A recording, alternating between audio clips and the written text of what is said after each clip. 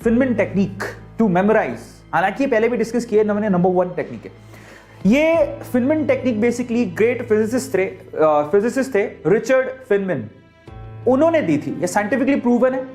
उन्होंने क्या किया था फिनमैन टेक्निक पे, जरा देखो। वो कहते थे सबसे पहले कोई टॉपिक चूज कर लो, कोई भी कर लिया, और उस टॉपिक को ना आप किसी को भी घर पे अगर कोई बच्चा है उसको पढ़ाओ, उसको समझ में आए नहीं आए फर्क नहीं पड़ता, उसको बिठा लो और उसको पढ़ाओ। और मैं अपनी टाइम में क्या करता था कि किसी बच्चे को नहीं पढ़ाता था, इनफैक्ट मैं क्या करता था कि सामने पिलो पड़ा है, पिलो को ही रख लिया, हाँ भाई पढ़, उसको तो पीछे से चांटा भी मारोगे तब भी चलेगा, उसको कौन सा लग नहीं है, तो हाँ पिलो वो नहीं होता सिराना, उसको रख लिया, हाँ देखो ऐसे से होता है। मैं करता था, मैं बहुत करता था। तो वो ये कहते हैं कि पहले कोई एक टॉपिक चूज करो, किसी बच्चे को पढ़ाओ, ठीक है। अब वो क्या कहता है, अब जब आप उसको पढ़ा रहे थे तो आप कहां कहां अटके वो देखो। भाई कोई चीज पढ़ा रहे होते हो तो आप देखो कि आप अटके कहां।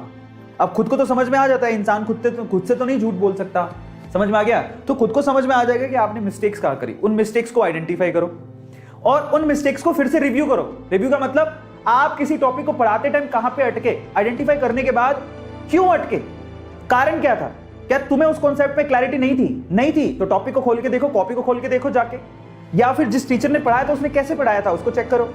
रिव्यू करने के बाद फिर से उस टॉपिक को उस बच्चे को पढ़ाओ, क्या सिराने को पढ़ाओ।